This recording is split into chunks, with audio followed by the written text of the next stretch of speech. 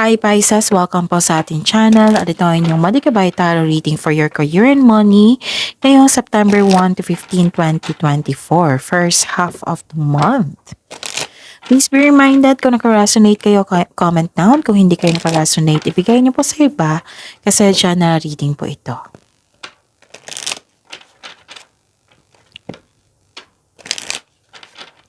Para po ito sa inyo Pisces ngayong September 1 to 15, 2024.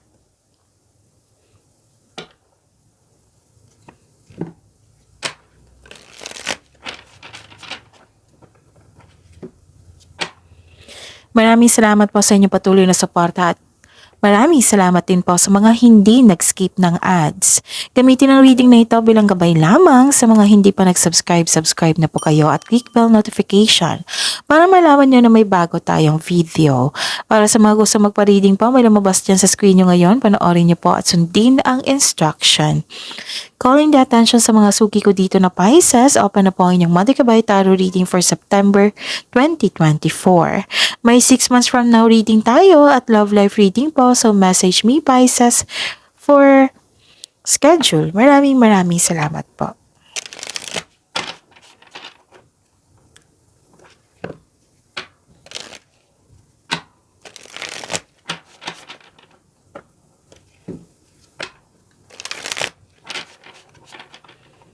Para po ito sa inyong Pisces, sa inyong career and money ngayong September 1 to 15, 2024.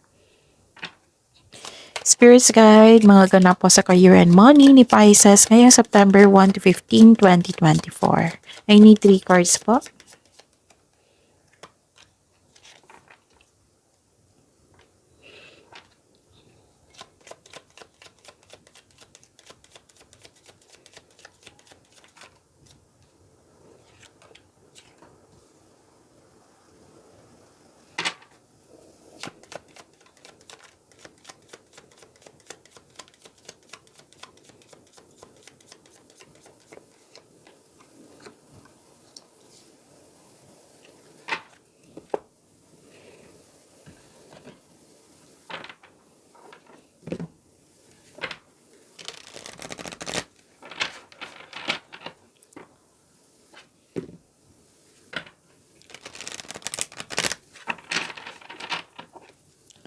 Spirits Guide, message po sa career and money ni Pisces ngayong September 1 to 15, 2024. I need 2 cards po.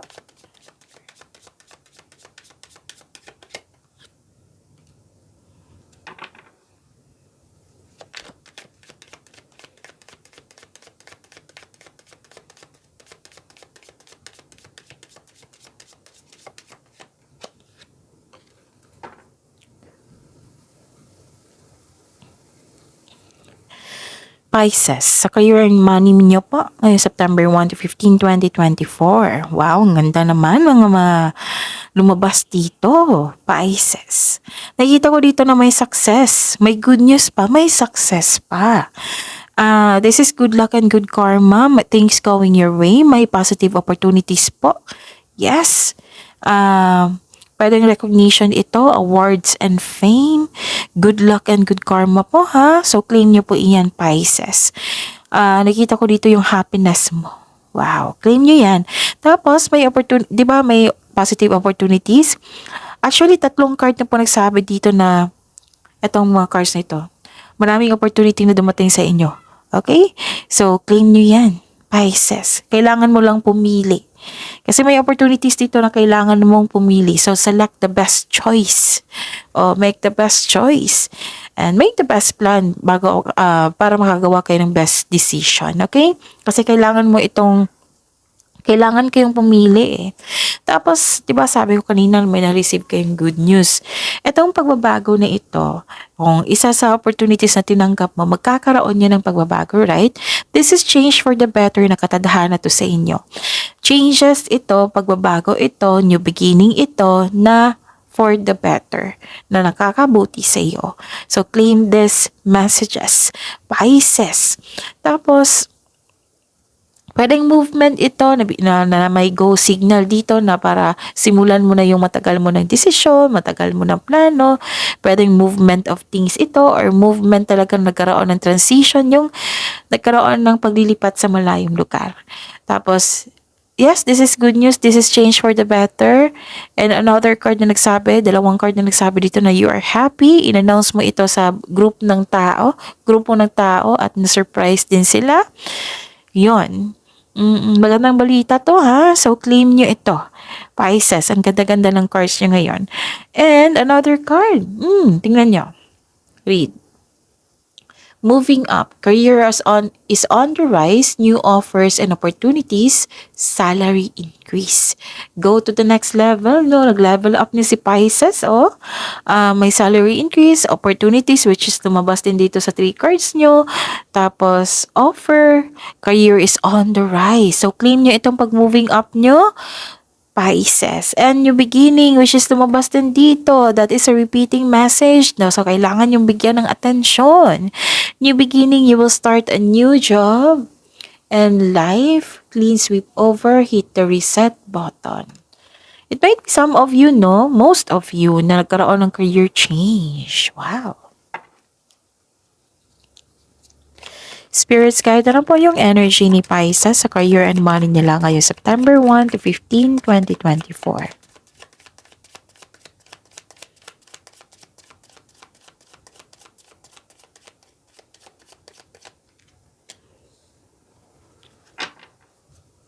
And the clarification po.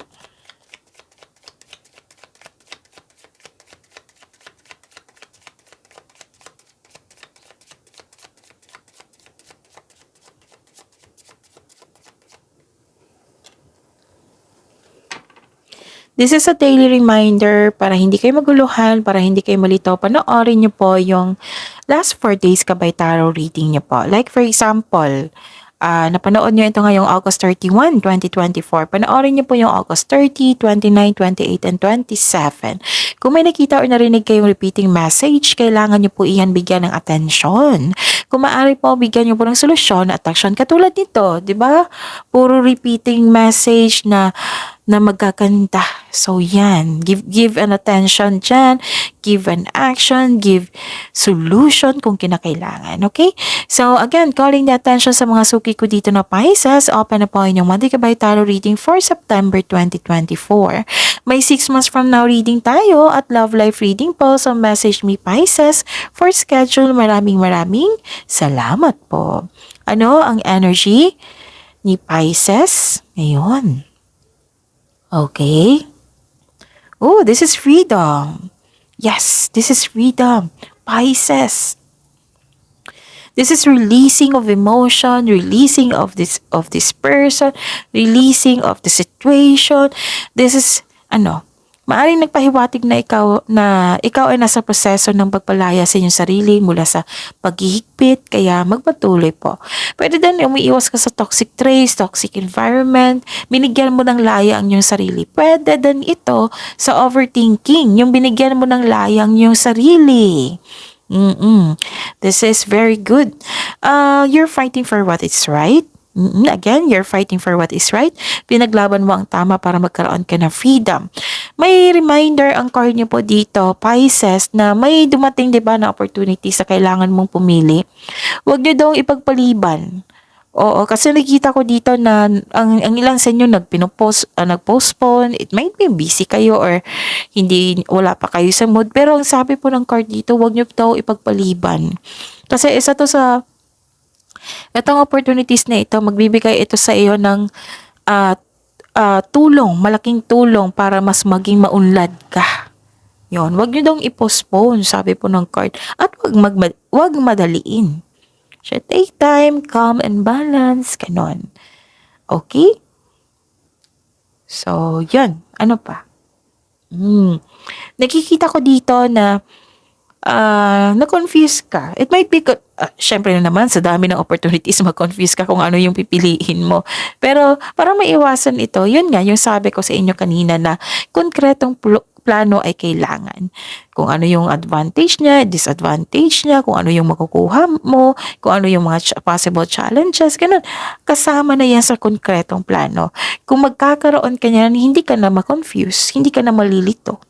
Okay? Tapos, may gusto kang bilhin. Sabi pa ng card dito, may gusto kang bilhin. Sabi po ng card. Tapos, pagbalanse sa pera. I-check nyo muna kung bibili kayo, i-check nyo muna kung magkasta kayo, tapos kung ano yung, may naiwan pa ba sa budget mo. Ganon. Yung reminder ng card niyo po dito. Tapos, umiwas kayo sa isang tao na very obsessive. Kasi ito, isa to sa dahilan na madidistract kayo. Oo, kasi may tao dito na hindi totoo sa inyo eh. So, umiwas kayo sa kanya. And, I believe na umiwas kayo sa kanya kasi you're giving yourself a freedom. Okay? So, kailangan ng control on overspending to. Oh. Pwedeng overspending sa trabaho, overthinking, or overspending sa kaperahan. Kailangan ng pagbalanse po.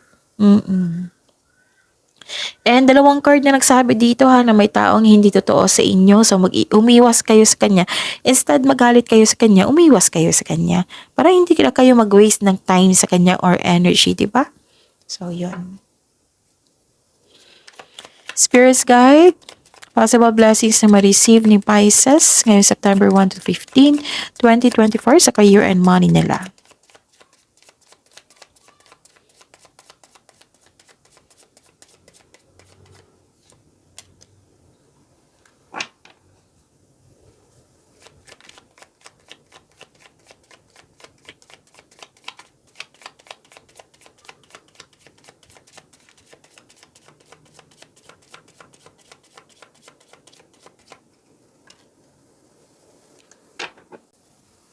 What are the possible challenges?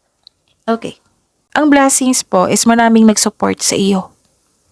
Diba may in-announce ka dito na good news sa grupo ng tao. Maraming nag-support sa inyo. Please know, maraming nag-support sa inyo. Family ba? Or tinuring mong family? Grupo ng tao. So kung may isang tao na hindi naniniwala sa iyo, mas maraming naniniwala sa inyo. That is the blessings. Tapos, inspired kayo dito eh. Parang inner child mo ito or nakakabatang kapatid or bata pa sa inyo na tinulungan ka niya para ma-refresh yung energy mo. May plano kayong mag-outing, may ganap na reunion, nag-spend time ka sa inyong sarili, nag-spend time ka sa grupo ng tao, pwedeng family mo ito, yon. Huwag lang kayo magpa-distract sa nakaraan. Kasi nakikita ko dito na some of you nagpa-distract sa nakaraan. And please know that, ang sabi kasi ng card nyo dito na, focus sa blessings na na-receive nyo. Huwag kayong mag-focus sa nakaraan. Bitawan nyo na po daw yung nakaraan. Kasi kung ayaw po, magkakaroon ng blockages. Paano makapasok yung mga magagandang bagay, blessings, kung nagkaroon kayo ng blockages, di ba? So, yun. Pwede din na, so let the memories rest talaga. Yung past, let the memories rest. Tapos, focus sa present para sa future. Kasi kung hindi ka magpo-focus sa present na sa kakalukbak sa past, paano na kayo yung future?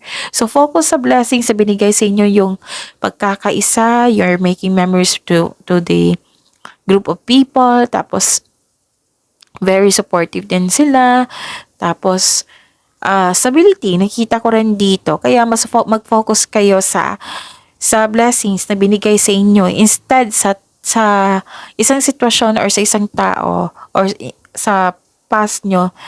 Huwag kayong mag-focus dyan, okay? Huwag kayong mag-focus sa mga negativity na yan, na mag-create kayo ng blockages. Focus kayo sa blessings. Oo. Okay, ano pa?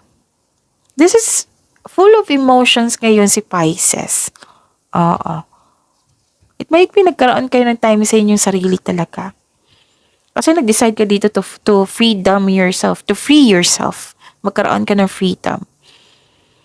Actually, itong dalawang card na ito, naapektuhan talaga kayo sa isang tao na nagkaroon kayo ng disharmony. So, yun yung sabi ng isang card mo dito na instead na mag-focus kayo sa kanya, let the past go. Focus kayo sa blessings na binigay sa inyo para mas lumago, pagyamanin mo ang blessings na binigay sa inyo. Okay? Kasi kailangan ng action ng tao nito eh. So, yon. So, tinitest yung patience mo dito kasi may delay. Pwedeng delay sa pag-uusap, delay sa pagdating, ganon. So, disconnection. Please know, Pisces, kung may problema kayo sa love life or sa ibang aside sa career and money, huwag niyong dalhin sa career and money pa para hindi maapektuhan. Okay? Para kung ma-resolve yung love life niyo, at least steady pa rin yung progress sa inyong career and money. Alam kong mahirap pero you can do it. Alam kong tutulungan mo yung sarili mo. Kasi manghihirap maapektuhan yung career, naapektuhan ka na sa love life. Example lang po ito ha, na epektuhan ko sa love life sa isang bagay na hindi related sa career and money, tapos madamay pa yung career and money mo. Oo. So, hindi siya nakakabuti sa inyo. So, yung sabi ng card dito, huwag niyong hayaan na ma-distract kayo sa isang tao, sa isang past na hindi nakatulong sa career and money niyo. So, kung ma-overcome nyo ito, magkakaroon ng happiness kasi yung sabi kanina na marami nagsuporta sa inyo. And actually, kung ma-overcome nyo ito, ng blessings po, granted yung manifestation nyo, may fulfillment sa pangarap. Success in workplace and home. Basta i-acknowledge mo po daw yung nagbibigay ng suporta sa iyo. Kung may balak kayong mag-change ng career o magtayo ng negosyo, know that you have a very supportive friends and family. Kasi pag move up to moving up. Yun, mag-focus po daw kayo sa blessings na nabigay sa inyo. Huwag kayong mag-focus sa nangyari na hindi nagbibigay ng maganda kabutihan sa iyo, okay? So, lang cards na nagsabi dito Spirit's Guide. Challenges na ma-overcome po ni Pisces ngayong September 1 to 15, 2024 sa career and money nila.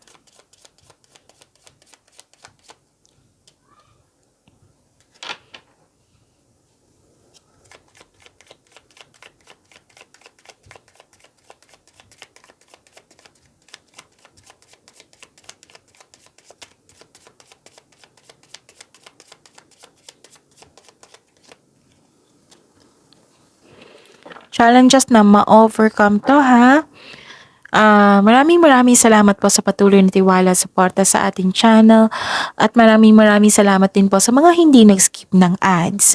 May lumabas dyan sa screen nyo ngayon. Kung gusto nyo po yan, then follow instruction. Okay. Na-overcome na to Yes, tinutulungan mo yung sarili mo dito hanggang dito. Okay? This is clarity, this is new ideas. Nagkaroon ng bagong insights and clarity kung paano pa i-improve ang iyong kaperahan o proyekto. Sign din ito sa mga gustong magsimula ng business o mag-level up sa trabaho. Kaya nga lumabas din ito New beginning pag level up nyo. Okay? Tapos, determination. Nagkaroon ka ng determination after disconnection. Nag-focus ka sa inyong career and money. Nagkaroon ng determination kasi may na-receive ka mga bagong insights, ideas, nagkaroon ng clarity, na binigyan mo ng action agad para magkaroon ng maagang resulta. May magaganap na confrontation pag-uusap sa isang tao po. Tapos, ang advice po dito na makinig po daw kayo sa inyong intuition. Tapos, napapansin mo rin na may improvement sa communication skills nyo. Wow, this is very good. May kausap ka dito. Actually. Kanina pa to Pwedeng grupo ito ng tao. Okay? And this is new beginning ha. Ang ganda. New beginning. Okay. Ano pa? Full of emotions talaga si ngayon. But at least at the end of the day, tinulungan mo yung sarili mo para makaka-recover ka na. Okay? Ano pa? Nakikita ko rin dito na you're releasing of grudges, releasing of pain, releasing of past memories, releasing of past trauma. Actually, may gustong bumalik sa inyo dito Kaya nga may kausap ka dito, di ba? Pwede hindi grupo ng tao pala to. Basta may gustong bumalik sa inyo regarding sa career and money nyo ito. Maaaring may nanghiram sa inyo, di ba? Tapos, nanghiram ng pera, tapos binalik niya. mag-ingat pa rin. Kasi ang sabi ng card dito na gusto niya makipag-ayos pero may intention pa siya na hindi maganda. Okay? Observe ka muna. Okay? Bago magbigay ng tiwala ulit. Put boundaries na kasi itong taong ito, nasaktan ka niya sa nakaraan. So, kailangan yung maging guarded, mag-put ng boundaries. Dobling ingat na. Tapos, may pagpatawad naman nangyari. Pwedeng pinatawad mo siya through your mind and heart para magkaroon ka ng peace of mind so that you can set yourself free by forgiving this situation, this person, this yourself also para magkaroon ng peace of mind. So, freedom and freedom. Wow. So, that's good. That's very good. Focus kayo sa positivity and blessings na binigay sa inyo. Pagyamanin nyo, ha? Pisces, see you tomorrow, Pisces. Please like, subscribe, and click the button for notification para updated po kayo sa daily tarot reading natin. Maraming salamat po.